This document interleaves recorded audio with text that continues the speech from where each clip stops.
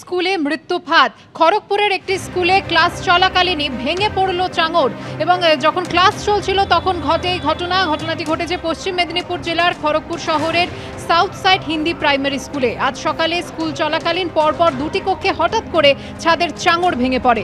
চাঙড় ভেঙে বেঞ্চে পড়ায় পাথর ছড়িয়ে ছিটিয়ে পড়ুয়াদের গায়ে লাগে। কেউ আহত না হলেও আতঙ্কে রয়েছে পড়ুয়া সহ শিক্ষকেরা। চলতি বছরের এপ্রিল মাসে স্কুল চলাকালীন ছাদের চাঙড় ভেঙে পড়ে শিক্ষকের মাথায়। তিনি কিছুক্ষণের জন্য অজ্ঞান হয়ে গিয়েছিলেন। ফের ঘটল একই ঘটনা। এসএসসি দাগিদের তালিকা প্রকাশ করেছে। এই দাগিদের তালিকার আবেদন নিয়ে কিন্তু বারংবার এসএসসি ভবন এবং বিকাশ ভবন অভিযান করতেন চাকরিহারা শিক্ষক শিক্ষিকারা। আজকেও কিন্তু তারা চাকরিহারা শিক্ষক শিক্ষিকারা এই যে এসএসসি ভবন অভিযানের ডাক দিয়েছেন, যে দাবিতে তারা ডাক দিয়েছেন যে দাগিরা যখন সুনিশ্চিত হয়েই গেল তাদের তালিকা, দাগিরা যখন সেগ্রিগেটেড হয়ে গেলেন, তখন যারা দাগি নন, যারা যোগ্য, যারা পরীক্ষা দিয়ে চাকরি পেয়েছেন, সাদা খাতা জমা দেননি, তাদেরকে কেন ফের পরীক্ষায় বসতে হবে এবং পরীক্ষায় বসবো না এই দাবিতেই কিন্তু তারা আজকে এসএসসি ভবন অভিযান করছেন। তার আগে 10টা থেকেই পুলিশের তৎপরতা কতটা আমি দেখাতে বলবো অভিজিৎকে ছবিটা, যেখানে দেখতে পাচ্ছ র্যাপিড অ্যাকশন ফোর্সের যে বাহিনী তা কিন্তু আসতে শুরু করে দিয়েছে। অন্যদিকে মহিলা পুলিশ থেকে শুরু করে বিধাননগর কমিশনারেটের যারা পুলিশরা রয়েছেন তাদেরকেও কিন্তু দেখা যাচ্ছে, যেখানে ধীরে ধীরে তারা কিন্তু এসে অর্থাৎ পুলিশের যে তৎপরতা তা কিন্তু চোখে পড়ছে 10টার থেকেই। এবং তারই সঙ্গে তোমায় জানিয়ে রাখি, আজকের কিন্তু যে আন্দোলন, যে অভিযান তাদের এসএসসি ভবন অভিযান, তার কিন্তু কোনো রকম অনুমতি পুলিশের পক্ষ থেকে মেলেনি এবং সে কারণেই কিন্তু দেখা গিয়েছে যে আজকে সকালবেলাতে সুমন বিশ্বাসের পরিবারের মানুষরা যে অভিযোগ করেছেন, পরিবারের লোকজন, যে তাদের বাড়ির সামনে কিন্তু আজকেও পুলিশ দেখা গিয়েছে।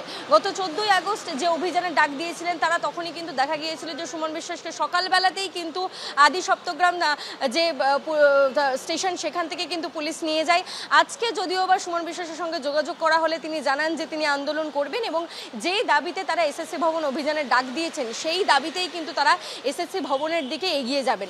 তার আগেই 12টার সময় তারা ডাক দিয়েছেন এই অভিযানের। তার আগেই দেখতে পাচ্ছ যে করুণাময়ী যে বাস স্ট্যান্ড তার লাগোয়া যে মেট্রো স্টেশন, সেখানে কিন্তু পুলিশের যে জমায়েত তা কিন্তু শুরু হয়েছে। পুলিশ কিন্তু আসতে শুরু করে দিয়েছে এবং তারই সঙ্গে তোমায় জানায় যে বিধাননগর পূর্ব থানাতে কিন্তু এই 1 সেপ্টেম্বরের যে অভিযান, সেই অভিযানকে কেন্দ্র করেই কিন্তু ডেকে পাঠানো হয়েছিল সুমন বিশ্বাসকে। তিনি জানিয়েছিলেন তিনি কমপ্লাই করেছেন এবং তারই সঙ্গে তিনি এটাও জানিয়েছিলেন পুলিশের অনুমতি না মিললেও কিন্তু তারা আন্দোলন করবেন, তারা এই অভিযান সুসম্পন্ন করবেন এবং এসএসসি চেয়ারম্যানের সঙ্গে বৈঠকে বসে তাকে বাধ্য করবেন এই বিষয়টা মানতে যে দাগিদের তালিকা যখন বেরিয়ে গেল তাহলে চাল কাপড় আলাদা করা সম্ভব এবং তালিকা তাদের কাছে আগের থেকে প্রস্তুত ছিল।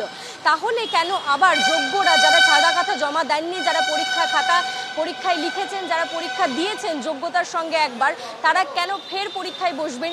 এই বিষয়কে কেন্দ্র করেই কিন্তু তারা মুখ্যমন্ত্রীর দৃষ্টি আকর্ষণ করতে চাইছেন এবং এসএসসি চেয়ারম্যানের সঙ্গে বৈঠকে বসতে চাইছেন এবং সে কারণেই আজকে চাকরিহারা শিক্ষকদের একাংশ অর্থাৎ সুমন বিশ্বাস চাকরিহারা শিক্ষক, তিনি কিন্তু আন্দোলনের ডাক দিয়েছেন, অভিযানের ডাক দিয়েছেন এসএসসি ভবনে। এবং তার আগেই কিন্তু পুলিশি তৎপরতা চোখে পড়ছে করুণাময়ী মেট্রো স্টেশন এবং বাস স্ট্যান্ডে, যেহেতু এই চত্বরেই জমায়েতের ডাক, তাই এখানেই কিন্তু দেখা যাচ্ছে যে পুলিশ আস্তে আস্তে জড়ো হচ্ছে এবং এখান থেকেই তাদেরকে যে বলা যেতে পারে সেখান থেকে আন্দোলনকে রীতিমতো এখান থেকে ভেঙে দেওয়া এবং তাদেরকে এই জায়গাতে জমায়েত করতে না দেওয়ারই কিন্তু বলা যেতে পারে যে তৎপরতা চোখে পড়ছে।